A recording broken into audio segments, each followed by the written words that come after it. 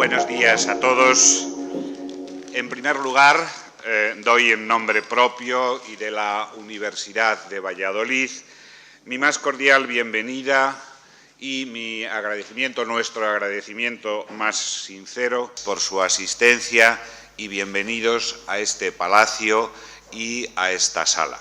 Especial agradecimiento a las personas que me acompañan en la mesa, doña Natividad de la Red, don Antonio Bruel, que son los protagonistas, los que van a situar el tema que hoy abordamos, en suerte, diríamos en términos taurinos, para después pasar a las intervenciones de quienes deseen completar, opinar, discrepar de los planteamientos que se realizan.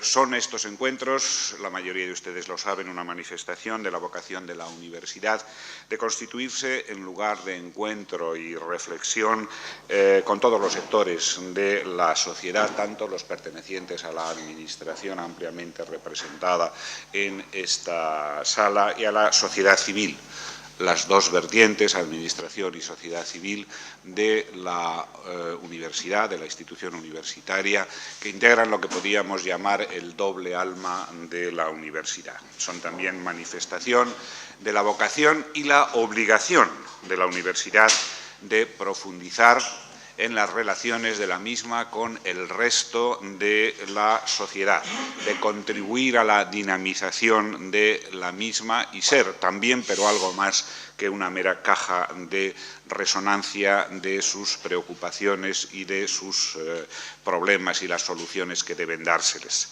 Se inserta esta actividad, pues, en lo que se suele considerar el tercer pilar, la tercera misión de la universidad, la de integración, la de las relaciones, la de colaboración con la sociedad. Pero, tanto en su estructura reflexiva, dialogada, como en otros aspectos, al abordar temáticas de un cierto calado y que necesitan de la teorización para descender después a la práctica, se hace presente aquí, como en cualquier otra iniciativa universitaria, el resto de los aspectos de la actividad, de la misión de la universidad. Se manifiesta, en efecto, el papel de la universidad como generadora y transmisora de conocimiento, por tanto, creadora de riqueza sobre todo intelectual, pero también aspiramos a serlo de riqueza material para las empresas, para todo el resto de las organizaciones sociales y, sobre todo, para los individuos de nuestra comunidad. Como en ocasiones anteriores, abordamos hoy un tema vivo, de actualidad y de trascendencia. Desde el inicio se ha buscado el abordar temas que en su alcance, en los problemas que plantean, traspasan el ámbito concreto de un aspecto de la realidad y en ellos se hacen presentes las diversas esferas de la misma, la económica, la jurídica, la ética, etc. El carácter transversal interdisciplinar de la universidad le permite afrontar inicialmente estos retos con un especial rigor, pero la conciencia crítica de la universidad proyectada hacia sí misma hace evidente la necesidad de que ese estudio, esa discusión, esa reflexión se haga en nivel de igualdad con todos los agentes sociales, otorgando a cada uno de ellos la relevancia que tiene, especialmente en la dimensión más práctica. El éxito de esta iniciativa, pues, es compartida con todas las administraciones, empresas y organizaciones que vienen en estos últimos 5 años formando parte de estos encuentros, de estos desayunos de Santa Cruz. En cuanto al tema, en pocas ocasiones, el que hoy abordamos, en pocas ocasiones digo, ha sido de la hondura, la trascendencia, la amplitud y la urgencia en la adopción o en la prosecución, en la toma de medidas. Se trata, como saben, de las consecuencias sociales de la crisis económica. Una crisis como casi ninguno de los presentes habíamos conocido hasta el momento, una crisis que nos afecta personalmente y en nuestro entorno, a veces de una manera dramática. Decía Albert Camus al comienzo del mito de Sísifo: solo hay un problema filosófico realmente importante, el suicidio. Creo que, aunque sea dramatizando un punto en exceso, me parece que esta frase viene bien al iniciar un diagnóstico de la gravedad de la crisis. Es cierto que en ese libro Camus se refiere fundamentalmente al suicidio intelectual, al estudiar aquella corriente de pensamiento filosófico que se denominaba el pensamiento del absurdo. Pero no cabe duda que detrás de la reflexión intelectual está el fenómeno grave de lo que entendemos normalmente con el suicidio, el personal. Y también en sus páginas hay referencias, no muchas, Camus era un hombre más personalista que socialista, de lo que podía considerarse como un riesgo del suicidio social, de la autodestrucción de la sociedad. Pues bien, como conocen, esta crisis ha dado lugar a algunos suicidios en el plano personal. No me parece arriesgado considerar que el desarrollo de este pensamiento económico en una de sus vertientes, en una de sus interpretaciones, puede llegar, sobre todo si vemos sus consecuencias, a merecer el calificativo de suicidio intelectual, si no corregimos, si no enriquecemos, si no damos una dimensión más humana a ese planteamiento.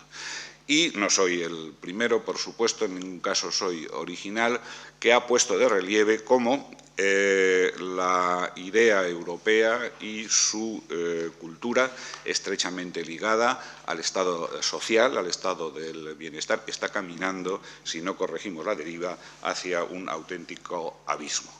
Disculpen esta manera un poco dramática, provocativa, de plantear el tema.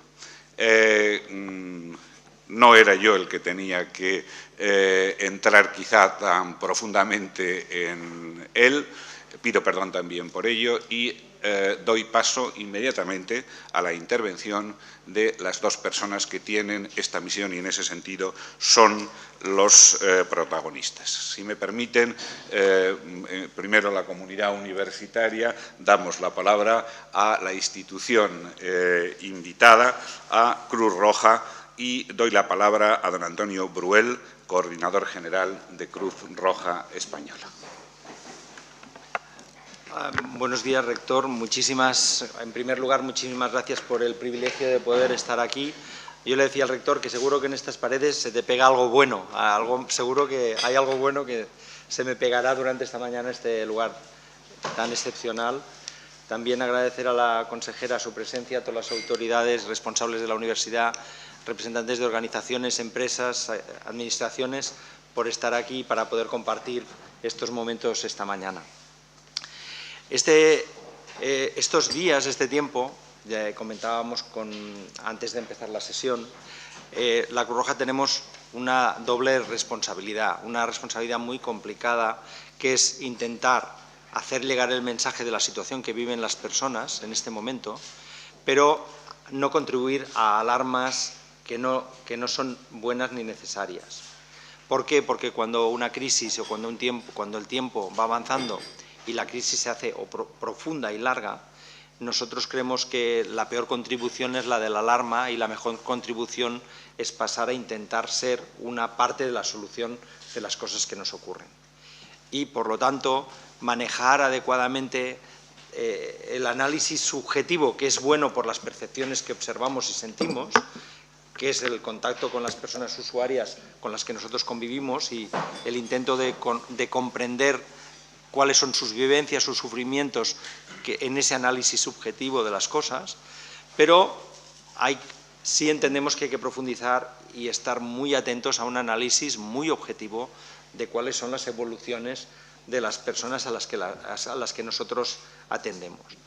Y por lo tanto, yo les digo esto porque puedo pecar, en algún momento intentaré corregirlo en el debate, de esa parte más subjetiva, más sentimental, no poderla desarrollar en este primer momento, porque yo creo que lo que se nos pide es que intentemos dar datos o intentemos dar información que sea sugerente para el debate.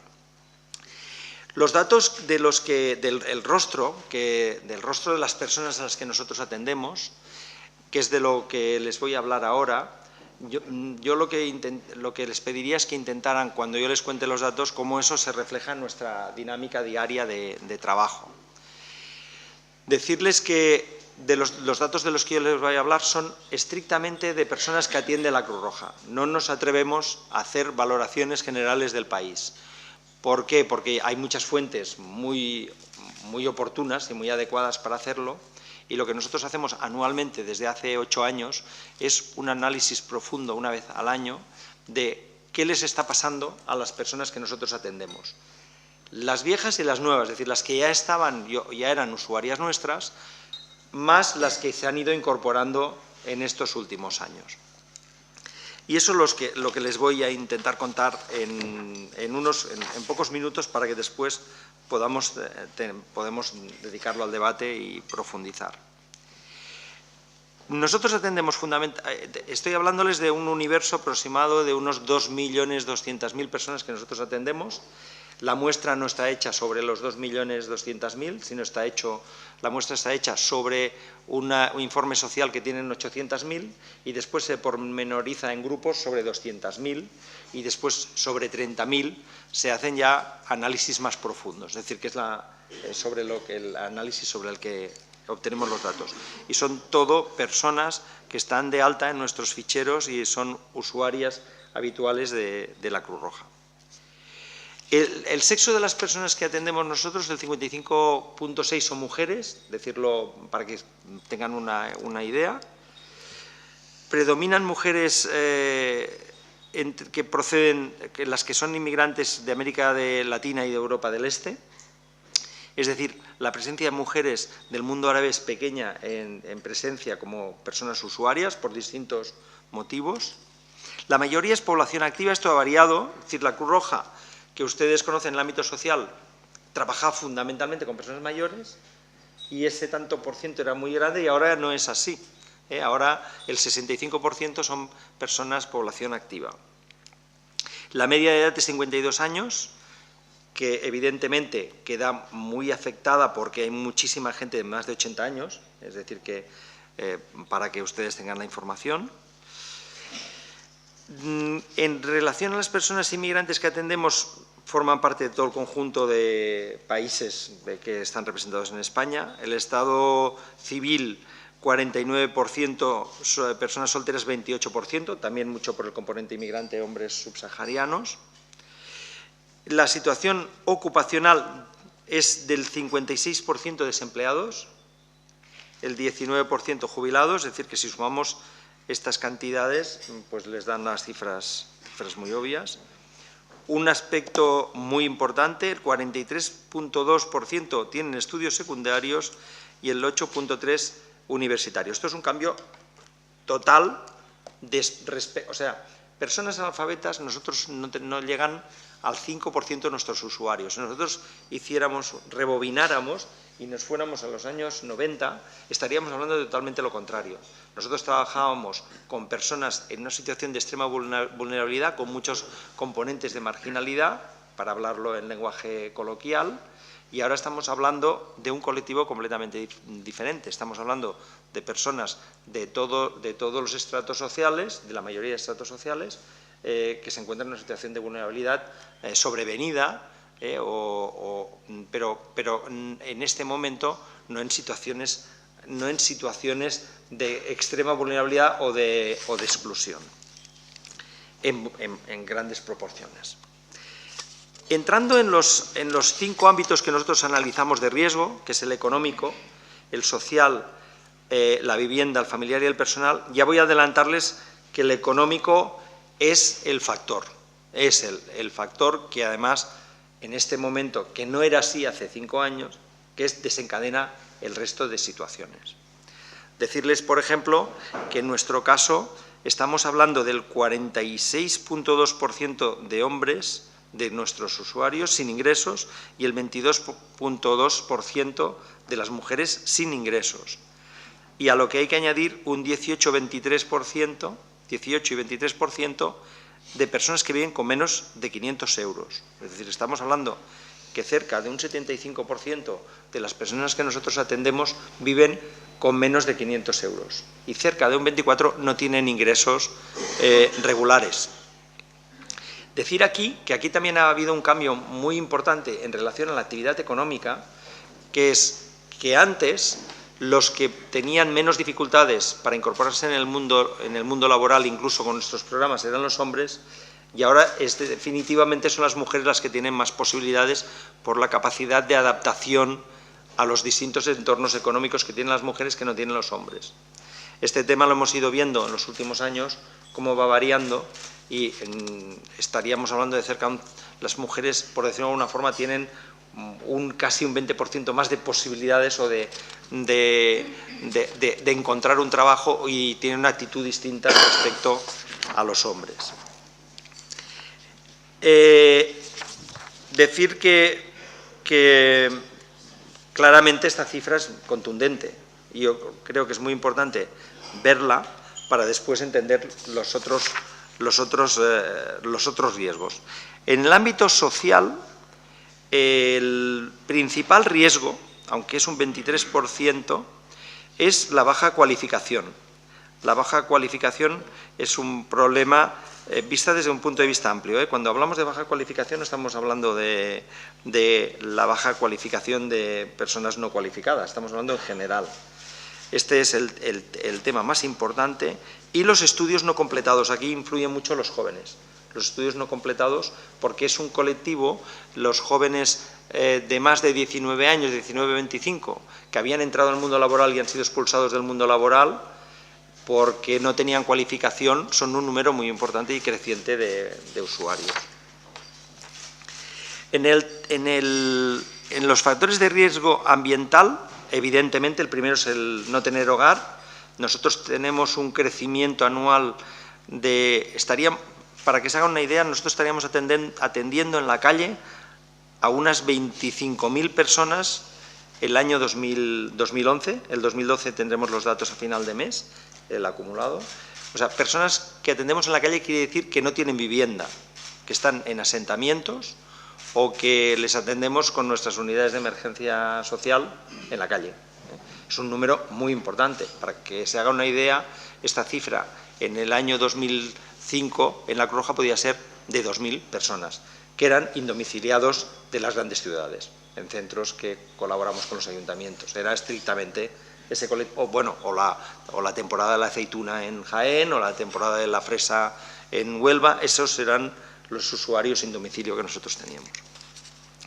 Y preocupa el crecimiento de la vivienda temporal, los pisos patera, que ha pasado, estamos hablando de un 18% aproximadamente, 18 y 16% de las personas que nosotros atendemos que están viviendo ya en esta situación. Bajan las personas institucionalizadas, que no hemos podido analizarlo por qué. El por qué, qué motivo hay, porque hay una lectura fácil, que es decir, bueno, hay menos subvenciones y hay menos gente en instituciones, pero no tenemos ese dato todavía. Lo vamos a analizar porque es en relación al total de nuestros usuarios ha bajado. El riesgo familiar. El riesgo familiar está situado fundamentalmente en la gente que no puede afrontar el atender a sus hijos adecuadamente. Este es el principal problema que se ve claramente en las personas que nosotros atendemos y es la más alta preocupación de las personas. Y el siguiente, inmediatamente, el tener personas dependientes a su cargo, que crea que además, claro, imagínense, si se añade a una situación económica adversa en la economía de las familias, si se añade además tener personas dependientes, pues evidentemente es un factor de riesgo familiar tremendo que se incrementa en relación a otros años. Las familias monoparentales, aunque es un grupo pequeño, tienen un riesgo familiar muy grande por la conciliación y por la situación que se produce. Nosotros ya en el anterior boletín vimos que en el riesgo familiar había un tema que nos preocupaba mucho y que estamos intentando abordar, que era el cómo las familias en España, las familias que nosotros atendemos, no estaban dejando de atender, estaban atendiendo a sus hijos adecuadamente, estaban haciendo todo lo que tienen que hacer los padres, pero en cambio nos encontrábamos con un nivel de fracaso escolar cercano al 80% de esas familias más vulnerables. Y que en definitiva era estrictamente una proyección del fracaso familiar llevado al colegio, pero no tenía que ver en absoluto, cuando profundizamos, en que no se les atendiera adecuadamente o no comieran o no les quisieran, sino que era directamente una estricta proyección de lo que estaba pasando en los hogares, que fue ese uno de los motivos por el que nosotros iniciáramos en España un programa que le llamamos de éxito escolar, no contra el fracaso, sino de éxito escolar, de alguna manera para ver cómo nosotros contribuíamos a apoyar a las familias, no a los niños nada más, sino a las familias y los niños para trabajar, no solamente para que tuvieran refuerzo escolar y merendaran en una sede de Cruz Roja, sino para que además pudiéramos apoyar a las familias a cómo manejarse y no trasladar sin querer ese fracaso a los niños. En el riesgo personal, hemos hablado del económico, del social, de la vivienda familiar y ahora vamos al personal, al que va intrínseco en las personas usuarias. En este momento, que no lo era, es ser extranjero sin permiso. Este es el riesgo más grande que tiene el colectivo de nuestros usuarios, el riesgo mayor, es decir, donde de alguna manera está el mayor grado de preocupación en las personas o incluso la afectación más psicológica en las personas con las que nosotros trabajamos. La dependencia es el segundo grupo y las enfermedades el tercero. Pero decirles una cosa también del anterior boletín, que la cosa que nos ha preocupado más es que en los boletines que habíamos hecho hace años, la situación sanitaria de las personas era la primera que nombraban cuando les preguntabas qué le preocupa. En este momento, la preocupación sanitaria de las personas ha pasado al 3, es la tercera. Y la primera es la económica. Y dices, hombre, ¿es que ahora están mejor? No. Es decir, está el grado de preocupación sobre lo económico que la salud deja de preocupar. Y esto es grave, es muy grave porque es un mal indicador. O sea, el mejor indicador, por desgracia, dicho entre comillas, es que a la gente le preocupe la salud. Salud, dinero y amor, bueno, por algo será. No, yo lo digo en broma, pero por algo será. Es decir, que de alguna forma, cuando se cambian los términos, no vamos bien. No vamos bien porque quiere decir que de alguna forma indirectamente genera también una indefensión o un cambio de preocupaciones que no es lógico, que no es normal. Yo les quería decir esto, esto es un poco el panorama en el que nosotros estamos inmersos y sobre el que nosotros tenemos que plantear alternativas. Y para acabar en el tiempo que me toca, nosotros lo que hicimos, después de esta es la lectura última de nuestros datos, pero después de la lectura del año 2011, el Comité Nacional de Cruz Roja entendió, a partir de la lectura de esos datos, que había que hacer una acción de movilización, de sacudida de la organización, de que nos sacudiéramos como organización y tuviéramos una reacción más precisa sobre lo que estaba pasando. Y entonces el 8 de mayo del año pasado, que es el Día Mundial de la Cruz Roja, se lanzó lo que nosotros denominamos en el mundo internacional de la Cruz Roja un llamamiento. No es nuevo en la Cruz Roja, tiene más de 100 años el formato y decidimos usar ese formato que es el que se usa cuando a nivel internacional la Cruz Roja quiere hacer hincapié en algo muy concreto y marcarse objetivos. Y el llamamiento lo que se traduce en focalizar nuestra acción más emergencializada en unos colectivos, que son las familias con todos sus miembros en paro. De alguna manera, los programas que nosotros hacemos en el ámbito de empleo es intentar ver quién es el de la pareja, no el cabeza de familia, sino el que sea, que puede encontrar algún tipo de trabajo y dedicarnos estrictamente a apoyar ese tema. Intentar minimizar en estas familias cualquier gasto que puedan tener en alimentación, etcétera, etcétera, para que puedan seguir pagando su casa, para que no se muevan de la casa.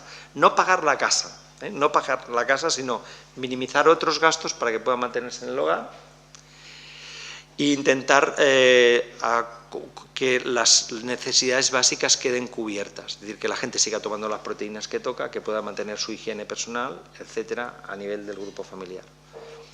El siguiente grupo son jóvenes de los dos grupos, de los que no se han incorporado nunca al mundo laboral y que forman parte de familias vulnerables, es decir, no en general, sino los que forman parte de familias vulnerables, y los que han sido expulsados del mundo laboral para que puedan volver a incorporarse también de esos grupos vulnerables. Que en el caso con la Junta de Castilla y León tenemos un acuerdo y tenemos un convenio para trabajar estos temas de empleo conjuntamente. El otro grupo serían las personas mayores que vuelven a tener a su cargo a familiares, es decir, que de repente ahora se encuentran otra vez con los hijos, nietos, etcétera. Yo cuento un caso que a mí me abrió las carnes, que nosotros en Baleares tenemos un programa de distribución de comida, y lo cuento porque es muy rápido, lo prometo, que de repente vieron que la persona mayor, el abuelo, pedía para que le trajeran al día siguiente comida que no le tocaba porque era diabético o tenía Y al final la persona que llevaba la comida acabó averiguando al cabo de una semana que lo que estaba haciendo era darle la comida al nieto. Con lo cual le dijimos, oiga, no te cómete la tuya, ya le traeremos al nieto la suya. Es decir, que estas personas además, como no quieren tampoco que fracase su familia, prefieren mostrarse vulnerables ellos antes de que se muestren sus hijos o sus familiares. Entonces ahí tenemos una especial dedicación a observar estas situaciones para nosotros poder actuar y poder atender. Y en el ámbito de los niños, lo que les contaba antes, dentro del llamamiento hemos incluido una actividad muy importante de lo que sería el éxito escolar con todos estos componentes de seguimiento y de atención a los menores para que tengan éxito en su vida, de forma global. Muchas gracias, Antoni, por este resumen apretado de la situación que estáis contemplando, que me parece que puede ser una buena panorámica de la necesidad de completar los esfuerzos del sector público por parte de organizaciones que atienden fundamentalmente a los desfavorecidos como la vuestra. Muchas gracias. A continuación tiene la palabra doña Natividad de la Red. Muchas gracias. Buenos días. Señor rector, señora consejera, autoridades, amigas y amigos. Agradezco la oportunidad de invitarme a participar en este encuentro y expreso la más sincera intención, en cuanto me sea posible, de contribuir a lo que estimo sustantivo e importante: reflexionar, buscar e intentar formulaciones útiles y funcionales que quizás pudiera tener como epicentro la tesis que de algún modo expreso en los términos siguientes. La crisis económica actual pone en evidencia las principales contradicciones del sistema y requiere iniciativas innovadoras y creativas para abordar las consecuencias sociales amplias y las consecuencias sociales en también contextos concretos. Como es sabido, las consecuencias de la crisis económica son multidimensionales, complejas y transversales. Y es obvio que son muy diversos los factores que las motivan. Por eso, las respuestas que pretendan ser eficaces, lejos de ser simples, en las variadas modalidades de intervención, implicarán acciones organizadas y coordinadas de cuantos agentes deban intervenir en los respectivos contextos específicos, con el fin de orientar y ejercer formas de una gobernanza adecuada en prosecución del bien común. Parece que una de las esperanzas que se nostalgia o que se persigue es la gestión descentralizada de servicios económicos, educativos, de servicios sociales, así como incrementar la mejora de la organización de cuántos agentes intervienen en el territorio. No obstante, ¿acaso se haya avanzado de manera escasa e insatisfactoria en tal propósito? Desde esta introducción intentaré explicitar la tesis indicada desde tres perspectivas. En primer lugar, aportaré algunas reflexiones en torno a la exclusión social y la protección social en el escenario actual de la crisis. En segundo lugar, incidiré en ciertas consecuencias de la crisis. Y finalmente, y en tercer lugar, procuraré acercarme a algunos de los desafíos que se presentan en las instituciones y organizaciones desde las exigencias de la política social para evitar o contener el retroceso de derechos sociales. En el escenario actual se dilucida de manera dispar sobre la naturaleza de la crisis que estamos viviendo. Para algunos se trata de una crisis económica financiera, según otros es el resultado de manejos y especulaciones de los mercados, y hay quienes piensan que estamos ante el cambio o metamorfosis del sistema de la cultura, de los valores o en el inicio de un nuevo paradigma. Más concordante resulta la idea de que la crisis que nos envuelva conlleva también crisis de relaciones, que dibujan un porvenir incierto, inseguridad, discriminación e injusticia y aumento de desigualdades. Es notorio que en la crisis intervienen múltiples factores que aparecen diversas peculiaridades y facetas y que afecta, aunque de forma distinta, a todas las personas de la sociedad. Pero es evidente que en general ha provocado amplios espacios de exclusión social sin precedentes, tanto en los más desfavorecidos como también en las clases medias, debido a la debilitación de los factores en los que se viene apoyando el bienestar social. Algunos estudiosos de estos temas, por ejemplo Ranchi o Conauer, identifican como más relevantes los siguientes factores generadores de los efectos sociales de la crisis económica. En primer lugar, la exclusión del mercado de trabajo, porque la entrada o el regreso en el mismo están bloqueados y, por tanto, la exclusión económica que se da cuando una persona ha perdido la habilidad para mantenerse a sí misma y a su hogar. En segundo lugar, la exclusión de los sistemas estables de sostenimiento y de protección social que llegó a ser universal. Trabajo, pensiones contributivas, pensiones no contributivas, ingresos mínimos y que actualmente están quedando fuera de la protección social amplios grupos de población con nuevas necesidades. Influye también la exclusión cultural, que se produce cuando la persona no tiene posibilidad de vivir de acuerdo con los modelos socialmente aceptados y se ve afectada por el aislamiento social y la escasez de relaciones sociales. Finalmente, los cambios acaecidos en el sistema de expectativas y en los modelos de consumo repercuten en la economía, cerrando el circuito e incidiendo más y más en los que padecen peor situación.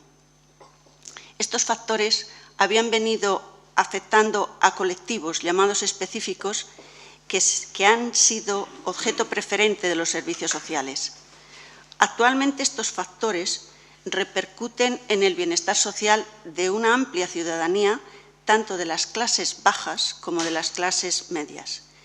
Y ante la respuesta a dicha situación, los gobiernos parecen haberse quedado sin ideas, los derechos sociales parecen tambalearse y los tímidos avances que se iban produciendo se congelan. Y eso se percibe más en contextos democráticos de corto recorrido como el nuestro. Posiblemente la circunstancialidad esté influenciada por el cambio de las reglas del juego, pues el bienestar social, el estado de bienestar, en las sociedades democráticas y de mercado se ha configurado desde la intervención del Estado en los mercados para corregir las disfunciones de los mercados y las acentuadas desigualdades que estos provocan. Con la crisis se ha cambiado la relación Estado-mercado y es este el que parece intervenir en el mercado, en el Estado, perdón. Todos estos efectos tienen unos orígenes anteriores a la crisis actual. De hecho, desde hace años se viene poniendo en manifiesto la tendencia de la concentración de los recursos en ámbitos concretos y dentro de estos en pocas personas. Además, los efectos de la crisis se interrelacionan y convergen directamente en el aumento de desigualdades. No faltan afirmaciones que sostienen que la causa principal de la crisis surge de la mala distribución de la riqueza y del amplio aumento de la disparidad en el mundo, lo que también ha provocado una caída del consumo de masas. De hecho, el mundo y las realidades sociales afectadas por la crisis actual caminan hacia una progresiva polarización. La crisis no afecta igual a ricos que a pobres, provoca un aumento de las diferencias, abre un problema de índole económico y, sobre todo, de índole político. Además de los efectos en la pobreza y las exigencias de equidad en peligro, se producen otros efectos con repercusión en la estabilidad social.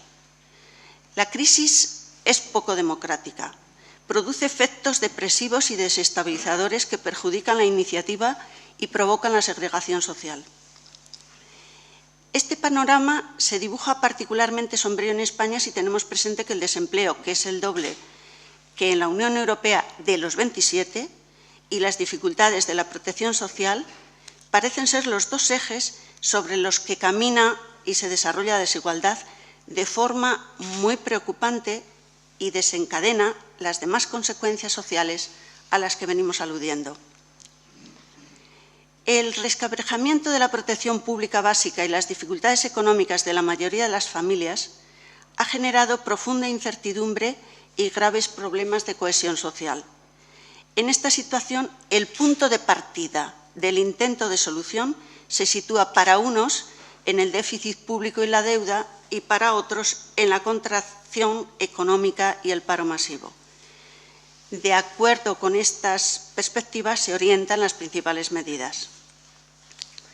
Ante las contradicciones de la crisis, son necesarias innovaciones que atajen las consecuencias sociales y eviten una espiral de retroceso en el progreso humano. Estas innovaciones habrán de contener los efectos de algunas reformas en contextos específicos. Según Antonio Antón, las reformas en distintos países tienen particularidades. La característica común se orienta, sin embargo, en todos ellos a una reducción del estado de bienestar. Las dos tendencias emergentes en este escenario son, por una parte, la que considera el desarrollo del mercado como la palanca principal para resolver la cuestión social y, por otra parte, la que defiende la consolidación y el avance de políticas públicas y sociales. Aunque los ciudadanos con dificultades no solo económicas, también de relación, de cohesión social y de integración están aumentando, sin embargo, el modelo social europeo parece debilitarse, pretendiendo, eso sí, el cumplimiento de funciones mínimas de protección y seguridad a través de algunos servicios públicos más o menos universales, pero básicos, para asegurar la cohesión social. Se debilita así la función redistributiva del Estado, lo que agrava las consecuencias sociales de la crisis. Conviene recordar que en Europa existen ya unos 84 millones de personas, es decir, un 17% de la población social, en situación de precariedad. Alrededor del 89% de los europeos dicen que se necesita una acción urgente por parte de los gobiernos de los respectivos países. El porcentaje de españoles que piensan así es del 61%, y de los que creen que la Unión Europea debe actuar, españoles, es del 15%, bien por encima de la Unión Europea de los 27, que consideran que debe intervenir la Unión Europea en cada país en estos temas el 10%. de lo que se deduce que una minoría importante ve en la Unión Europea una solución para combatir la exclusión social. Un análisis en perspectiva histórica nos lleva a afirmar que las circunstancias sociales actuales no parecen imputables solo a la crisis. En el año 2008, con un 3% de crecimiento del Producto Interior Bruto en España, se contaba con un informe de Cáritas con 8 millones de personas en riesgo de pobreza, lo que significa que en el modelo en el que estamos, a más riqueza no se corresponde con más igualdad. En ese mismo año, la protección social en España seguía muy por debajo de la media de la Unión Europea. Lo que sí resulta es que, con la crisis actual, los procesos de exclusión en España se hacen más intensos, afectan a más personas y son más crónicos. Además, antes las personas entraban y salían de los circuitos de integración social. Actualmente, el retorno de los excluidos es más difícil y complejo. Por todo ello, hay quien afirma que tardarán unos 20 años en recuperar el modelo o nivel de bienestar. Tampoco faltan los que consideran o cuestionan si ha de volverse a dicho modelo, puesto que no ha demostrado ser ni asumible, ni generalizable, ni justo. Mientras tanto, y para responder a las consecuencias de la crisis económica que está afectando en el día a día a personas concretas, parece exigible a los agentes sociales, públicos, privados, sociales, avanzar en forma de gobernanza eficientes y convocar la innovación, la creatividad y el espíritu emprendedor. Tal vez sea oportuno más que nunca recordar lo que nos planteaba ya hace años Albert Einstein. Dice, no pretendamos que las cosas cambien si seguimos haciendo lo mismo. La crisis trae progreso. La creatividad nace de la angustia como el día nace de la noche oscura. Es en la crisis que nace la inventiva, los descubrimientos y las grandes estrategias. Quien supera la crisis se supera a sí mismo sin quedar superado. Fin de la cita. Es en la crisis donde puede aflorar lo mejor de cada uno ante el avance de las desigualdades y los desequilibrios. Y a este respecto nos advierte Edgar Morin que cuando se produce ese desequilibrio, como en la actualidad, el progreso se asemeja a la lujosa nave Titanic sin rumbo.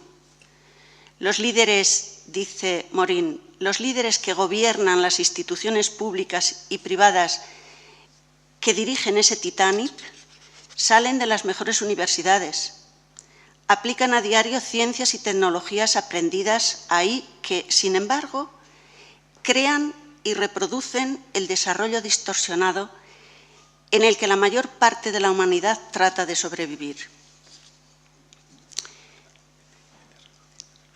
Estos líderes tienen una responsabilidad social con los resultados en el progreso humano y social, más allá de la mera aplicación de los conocimientos técnicos que exige, sí, el desarrollo de I+D+I y también la transferencia de conocimiento. Finalmente, apuntaré a algunos desafíos que se dan en toda intervención que enfrente los requerimientos y las consecuencias sociales de la crisis económica. La primera reflexión que me parece pertinente en línea de la tesis enunciada al inicio de esta intervención pasa por una alianza de estrategias entre los diversos agentes de política social, públicos, privados y tercer sector, y sin perder de vista la responsabilidad pública de los derechos sociales. Y ello no como un modo de actuar esporádico, sino como una forma habitual, por responsabilidad social compartida, en demarcaciones territoriales definidas y que constituyan unidades funcionales y operativas.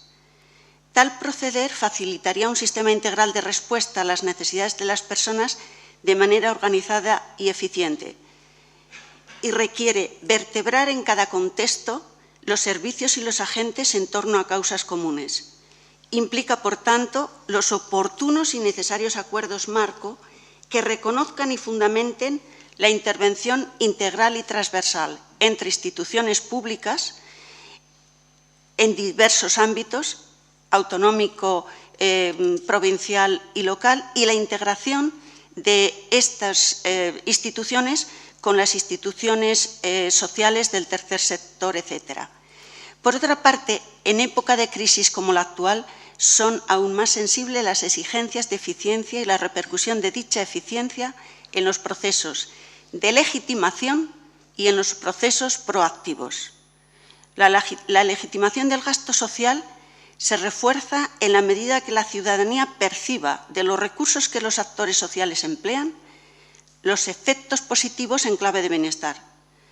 Al respecto, se evalúa la inversión social que justifica el gasto y legitima la inversión. Cierto que a veces no siempre es fácil legitimar y valorar la respuesta a ciertas necesidades.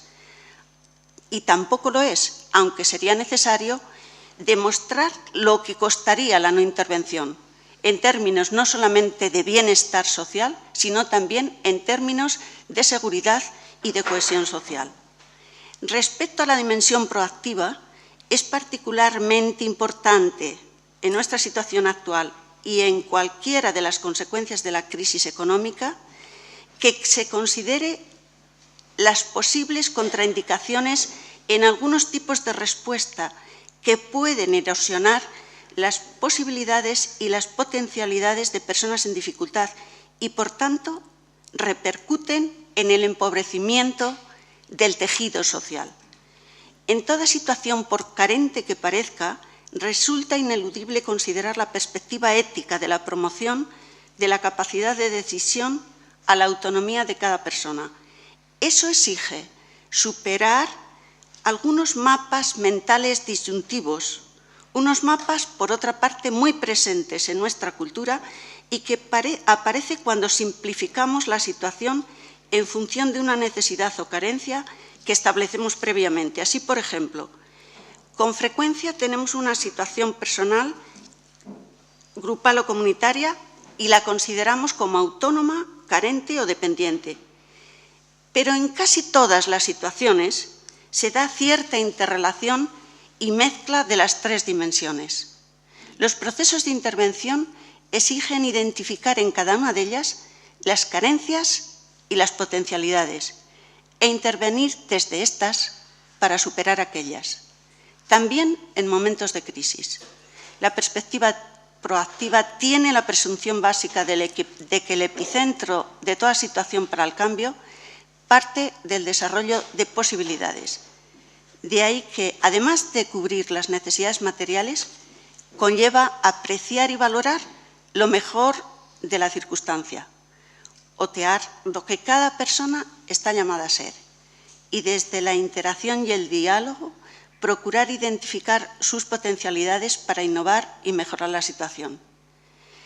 Desde las sugerencias apuntadas, quizá podamos buscar ampliar clarificaciones y apuntar operatividades con incidencia en lo social para amortiguar ciertos efectos sociales de la crisis, que no se resuelven desde un prisma basado solo en las carencias económicas. Implica hacer frente a la exclusión política ciudadana y a la exclusión relacional. Muchas gracias por todos, por su atención. Muchas gracias, Natividad, por el análisis detallado, profundo de los problemas y por las vías de solución y una visión esperanzada también. Creo que tenemos las bases sobradas para un diálogo y ahora les invito a que prolonguen, cuestionen este razonamiento sobre la base de la búsqueda fundamentalmente de esas soluciones que creo que pasan, en efecto, por la colaboración de las instituciones y la asunción de una auténtica responsabilidad social por parte de todos. Tienen ustedes la palabra.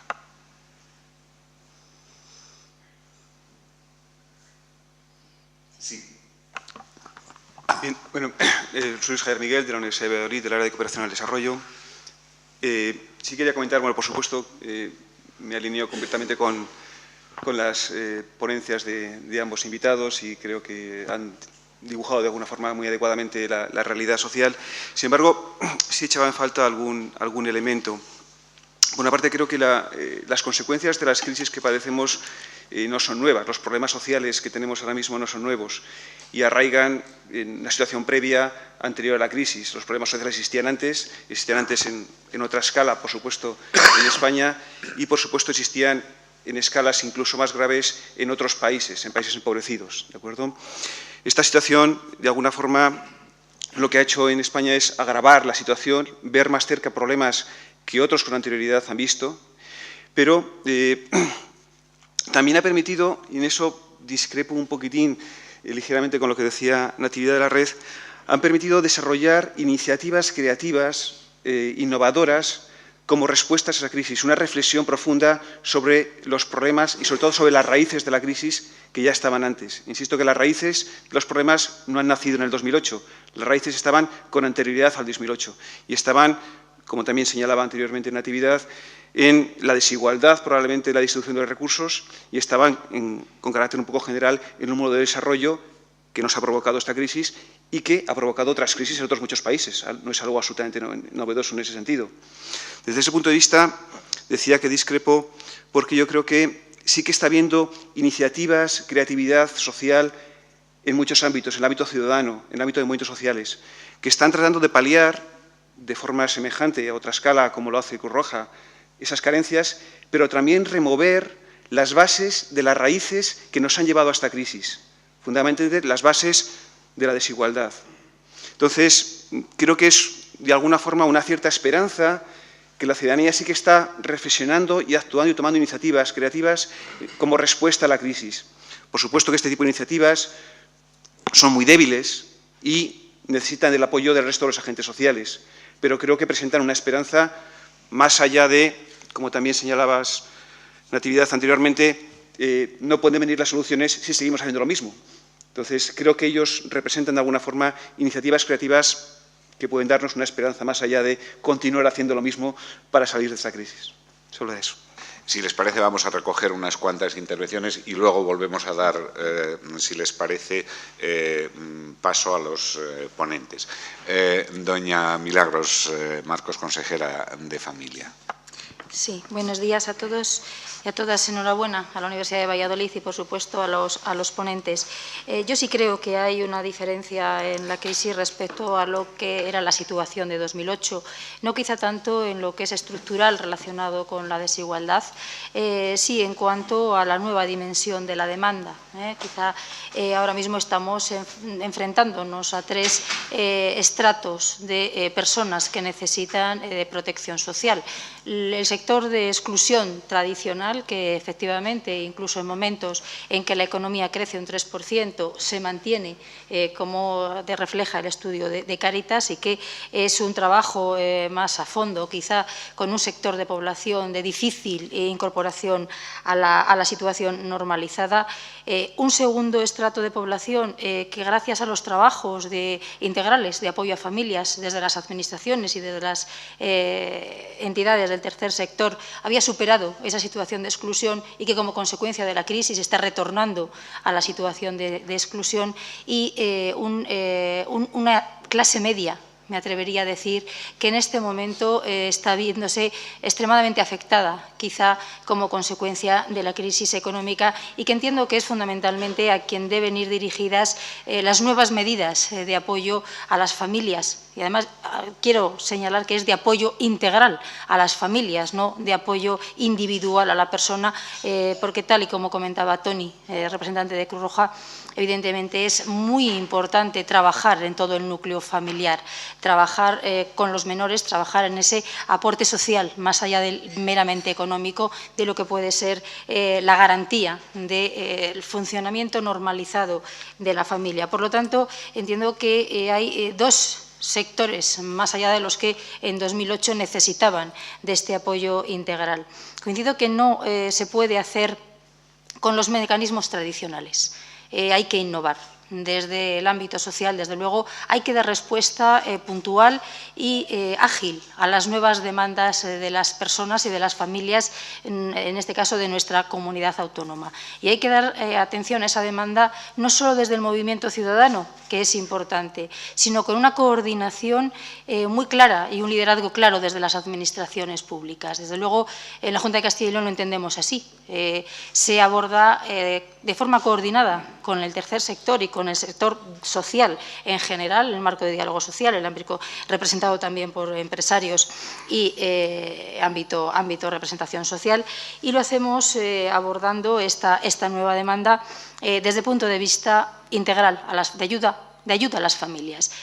Medidas económicas, aportación económica como la renta garantizada de ciudadanía, considerada como un derecho, medidas que eviten el desahucio, muy importante en este momento, que sean las administraciones quienes coordinen con las entidades del tercer sector toda esta problemática social, un programa integral de apoyo a las familias en riesgo de desahucios que parte efectivamente desde un programa de economía familiar, tal y como ha planteado el representante de Cruz Roja. Es muy importante ayudar a las familias y ser proactivos en ese previo a lo que pueda ser la situación nada deseada del desahucio. Y coordinar toda esta labor social, toda esta iniciativa ciudadana, que en muchos casos no tiene la orientación específica, más allá, como bien decía Toni, de lo que puede ser el sentimentalismo. Importante canalizar esta iniciativa ciudadana. En el mes de diciembre firmamos con todo el sector empresarial y con Cruz Roja también y el sector, la red de pobreza, la creación de un fondo de solidaridad, porque precisamente las entidades y la iniciativa ciudadana estaba quizá sobrecargando la capacidad de actividad que tenían las entidades del tercer sector.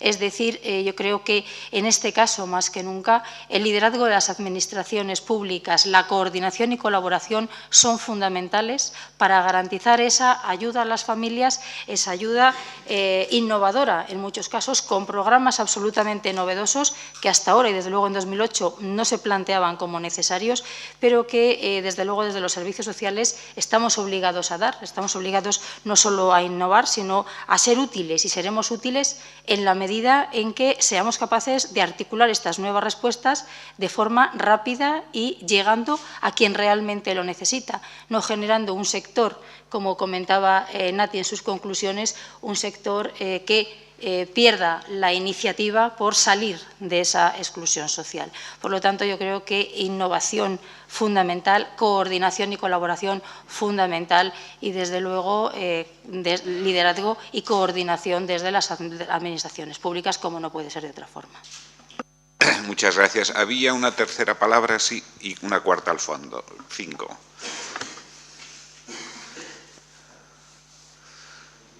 Buenos días.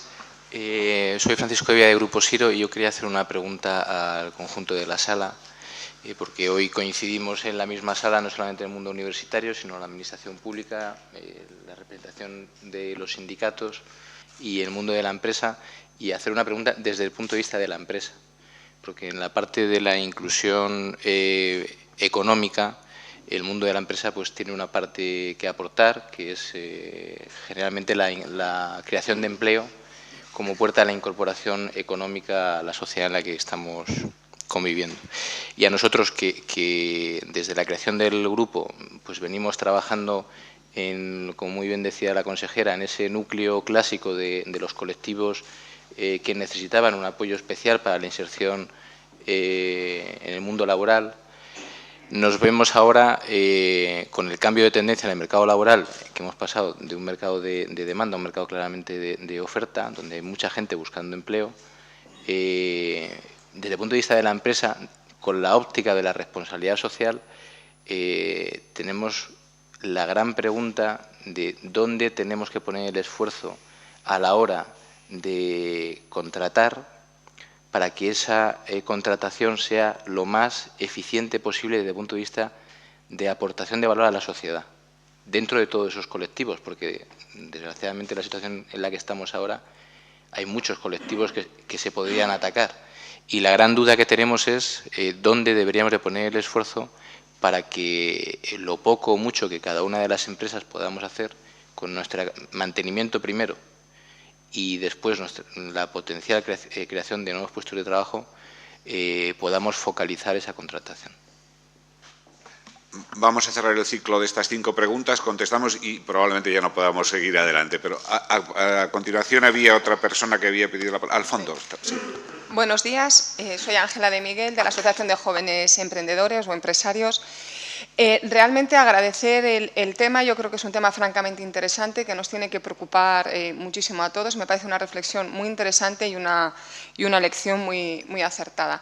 Agradezco a ambos ponentes, realmente los que a lo mejor estamos en otro mundo, digamos en otro sector, realmente las cifras son bastante preocupantes, sobre todo creo que por la cantidad de personas que están entrando en ese mundo de la exclusión social, que anteriormente no estaban y de la cual luego es francamente difícil salir, es decir, aquella persona que entra en la exclusión social que no estaba, luego cada vez va a ser más difícil salir. Voy a retomar una de las ideas que ha dicho doña Natividad, que tuve el honor de ser alumna suya en el programa de doctorado, de la cual aprendí bastantes cosas, y es que ha hablado de que la innovación, la creatividad y el espíritu emprendedor pueden ser claves o una de las claves para poder salir de esta situación.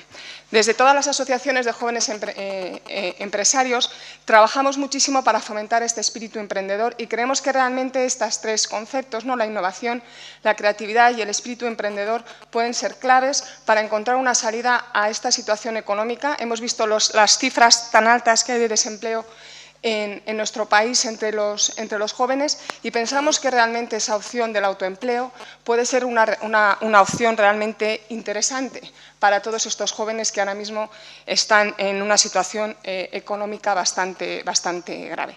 Pero el problema que tenemos en España, y el otro día lo reconocía la propia ministra de Trabajo, Fátima Báñez, es que tenemos un sistema que penaliza gravemente el emprendimiento.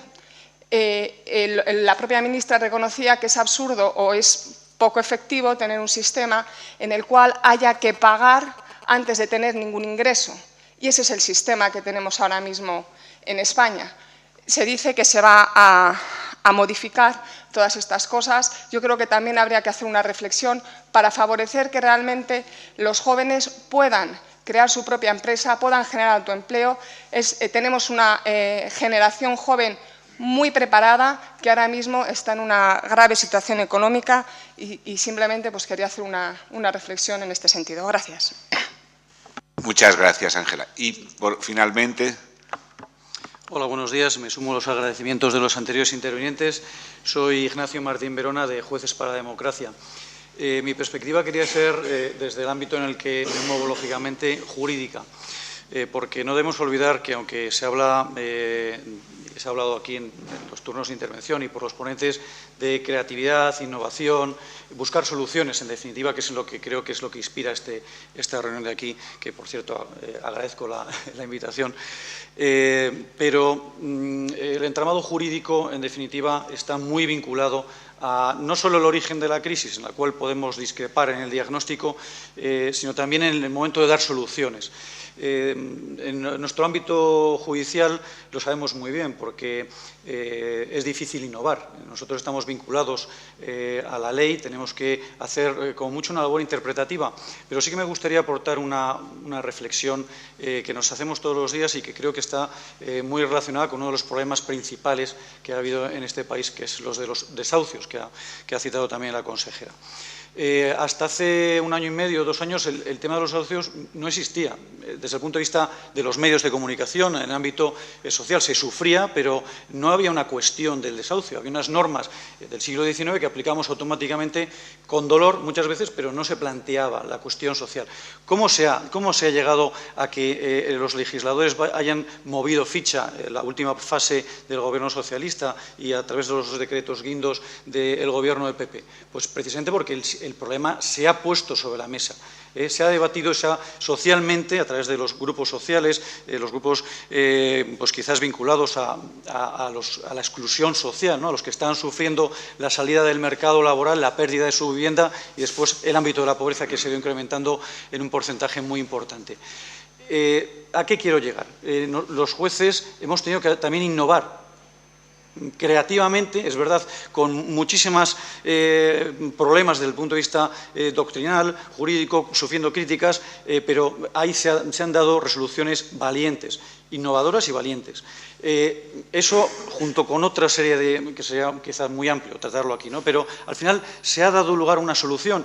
Los Estados Unidos en este momento están paralizados. Hay un horizonte temporal muy inmediato, que va a ser el dictamen que recaiga en el Tribunal de Justicia de la Unión Europea en relación a todo el sistema normativo español respecto a los desahucios, y eso ha tenido lugar por una reacción social. Entonces, yo lo que quiero proponer aquí es, cada uno en su ámbito, que efectivamente que cree, pero hay que pensar cómo podemos crear. No vale decir simplemente sí, tenemos que crear, tenemos que ser innovadores. Vamos a mover ficha, vamos a lanzarnos al ruedo y tratar de que las soluciones surjan. La solución está en la opinión pública, en generar una masa crítica que reaccione. En eso creo que estaríamos todos de acuerdo. Entonces, en el ámbito de la universidad, por ejemplo, yo propongo, hay que generar un espectro de opinión en el sentido de que cuando un deudor deja de pagar sus deudas, se generen instrumentos jurídicos que le permitan un fresh start, una segunda oportunidad. No se puede decir que un deudor, por mala suerte,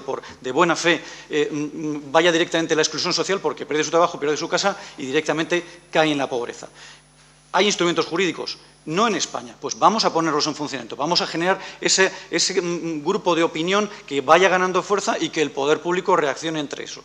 Los poderes públicos, ahí está la consejera, por supuesto que se pueden dar soluciones, tienen que ser muy valientes. Se han adoptado medidas que yo creo que son muy adecuadas, pero quizás se puedan hacer más cosas. Vamos a buscarle las vueltas a los decretos que seguramente, si reflexionamos, veremos que se pueden hacer más cosas. Entonces, bueno, yo creo que, voy a acabar aquí la intervención porque quizás me estoy extendiendo mucho. Quiero incitar, porque yo a nivel personal lo he hecho cuando he tenido esa oportunidad y genera muchas dudas y la crisis es personal también, pero vamos a dar un salto y esa creatividad plasmarla en algo. Gracias. Muchas gracias. Muy brevemente, los dos ponentes, en relación con algún aspecto que pueda ser más urgente de lo que se ha dicho. Natividad. Cambiamos. Gracias. Gracias. Muy brevemente, y por supuesto, a las cuestiones que se han planteado yo no tengo respuestas, obviamente, pero sí alguna reflexión que al hilo de las intervenciones de los participantes, pues me gustaría poner a disposición la reflexión que me ha provocado la participación de algún participante. Con relación a lo que señalaba Epi sobre que es necesario remover las bases de la desigualdad, efectivamente sí que hay indicaciones y orientaciones, pero sabemos que eso son palabras mayores, son complejas. Sin embargo, ya desde hace tiempo se plantea como muy necesario. Nelson Mandela, me parece recordar, ya hace años planteaba que la superación de determinadas lacras sociales que existen en nuestra sociedad no se superarían si no se lograba un avance de la solidaridad global ante el avance de la solidaridad económica.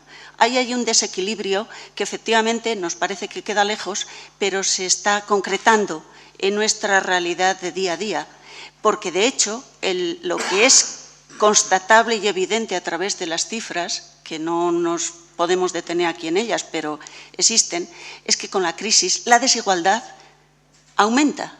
Y en nuestra realidad, en España, la crisis ha ido acompañada del aumento de desigualdad. Tenemos cifras evidentes que lo plantean. La orientación hacia dónde, y yo creo que desde una institución como la universitaria, pues no hemos de dejar de considerarlo, pues tal vez el cambio de paradigma que se nos presenta no solamente como algo deseable, solo deseable, sino también necesario. El cambio de paradigma, el paradigma que está regulando la realidad actual y que es la base de esa desigualdad, es el gana-pierde. En las situaciones actuales, durante mucho tiempo, unos ganan y otros pierden. Y el aumento de la riqueza en nuestro país tampoco ha conllevado un aumento de igualdad. Al contrario, el aumento de la riqueza, más ganan y pierden pierden. El cambio de paradigma se plantea entonces el ir hacia el gana-gana. Gana-gana porque llegado a un determinado nivel de desequilibrio entre gana-pierde, que es lo que señala Edgar Morin en la breve cita que he señalado antes y que lo desarrolla, cada vez es mucho más amplio el ámbito de los que pierden y mucho más reducido el ámbito de los que ganan. Y eso llega a amenazar incluso a los que ganan, por cohesión, por inseguridad, etcétera. Bueno, pero no me quería... Y una pequeña alusión breve al planteamiento que hacía la consejera, que efectivamente se está procediendo en el avance de la integración, de la intervención integral. Yo considero que efectivamente se hace necesario para responder a las nuevas necesidades una atención a la respuesta no solo económica, sino también social, porque de lo contrario pueden surgir determinadas contraindicaciones de la intervención económica que se traduce en incremento de dependencia, en incremento de pasividad. Y además me parece que no es justo, porque toda persona tiene capacidad, o por lo menos hemos de partir de esa premisa, y es necesario, por justicia hacia su dignidad, el tener en cuenta las posibilidades de las personas y, por lo tanto, intervenir de manera integral, que efectivamente existen ya ejemplos en Castilla y León muy interesantes, pero yo me permitiría decir que no solamente de manera integral entre todos los agentes, todos, desde la responsabilidad pública, entre todos los agentes, no solamente la integración entre todos los agentes en el ámbito de los servicios sociales, también en relación con otros ámbitos. Quiero decir, los servicios sociales recogen en definitiva los resultados, los efectos de la disfunción de otros sistemas: empleo, desempleo, educación, retraso o asentismo, salud, ausencia. La integración requiere la conexión con esos otros sistemas, cerrar el circuito para avanzar en la integración. Bueno, de momento no quiero abusar efectivamente eso. Muchas gracias. Perdona mi papel de moderador, pero tengo que asumirlo necesariamente. Brevemente, Antoni. Buenos días. A ver, yo voy a intentar contarlo con un ejemplo que yo creo que viene al caso, que es nuestra situación como sociedad. Cuando un barco se siente en peligro, en el mar, que es el lugar más hostil donde poder abordar cualquier cosa, se toca zafarrancho de combate. Y el zafarrancho de combate consiste en una cosa muy simple, que es que todo el mundo se va al puesto que le toca y ejerce de lo que le toca. Esto yo creo es muy importante en una situación de crisis como la que estamos, porque si uno habla de lo que le toca al otro o hace lo que le toca al otro, se está equivocando y no beneficia a que ese barco siga navegando. La Cruz Roja, y entro en lo de la Cruz Roja, en un cuerpo humano seríamos las plaquetas, es decir, que si hay una emergencia vamos allí, la tapamos, pero estamos allí un ratito para esperar que los demás hagan lo que tienen que hacer. Somos los del barco que tapan la vía de agua, pero la vía de agua seguirá si tú no... O sea, la plaqueta aguantará un rato, ¿eh? Y nosotros no somos otra cosa, somos esas plaquetas y tenemos que hacer eso bien, y tenemos que ser la conciencia también de la gente, decir, si haces esto irá mejor, si yo te ayudo a tal, esto irá mejor. Pero yo creo que nuestro mensaje es, hagamos cada uno, el que le toque de empresario, que haga de empresario, el que haga de político, que haga de político, el que haga de juez, que haga de juez, el que haga de sindicalista, que lo haga, y que lo haga en esta situación de crisis. No pensando que el barco navega bien, es decir, todo el mundo adaptándose a esa realidad. Y eso es imprescindible porque si no, la cohesión social no se puede producir por iluminación divina, no se produce. Se produce cuando los colectivos que la componen establecen contribuciones a eso. El mejor ejemplo es el de Estados Unidos, que es la demostración más clara de que la gente, por ejemplo, los políticos, si hicieran lo que tienen que hacer en ese barco que se está hundiendo, estarían pensando cómo plantear la sanidad pública. Pero cuando ya han podido más los intereses de otros y dejan de ejercer su función, pues ponen en peligro la economía o ponen en peligro un acuerdo social que permita ir a un destino concreto. Y pongo un ejemplo porque yo no me atrevo a hablar de mi sociedad porque estoy muy influido por todos los elementos, pero en otras lo estamos viendo, ¿no? Y yo creo que ese es un aspecto fundamental y que tiene que ver, me ha inspirado la contestación el compañero que preguntaba, ¿a quién contratamos? Pues al que toque. O sea, lo que te tenemos que pedir a ti es que te mires al que venga sin condicionantes, que no mires si es de color, si es guapo, si es feo, si es blanca o es rubia, y que le contrates por la capacidad que tiene y para el puesto que tiene. Yo creo que es lo más importante, que lo hagas muy bien, porque si tú lo haces bien, pues la parte tuya del barco funciona. O sea, lo que no podemos pretender es decirte, oiga, empresa, hágame el favor de cogerme a todos. No.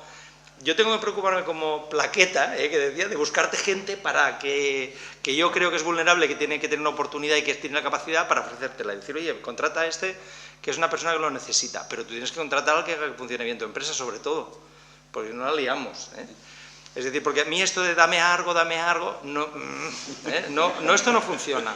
Esto no funciona, claro. Muchas gracias, Toni. Casi por alusiones en relación con lo que decía Ignacio de las leyes y nuestra colaboración como jurista, y está aquí el decano, asumo personalmente el reto de colaborar para poner en marcha, o mejor potenciar, porque ya existe esa relación, esa actividad.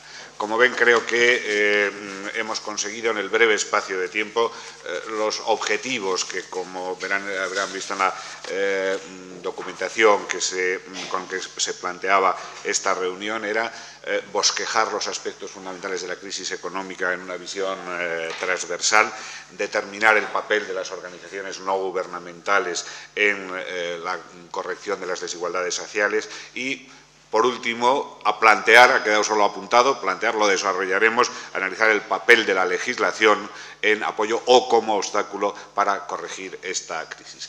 Creo que ya está justificado porque daba las gracias con anticipación a los dos ponentes y, de nuevo, reitero el agradecimiento a todos ustedes. Hasta un próximo encuentro.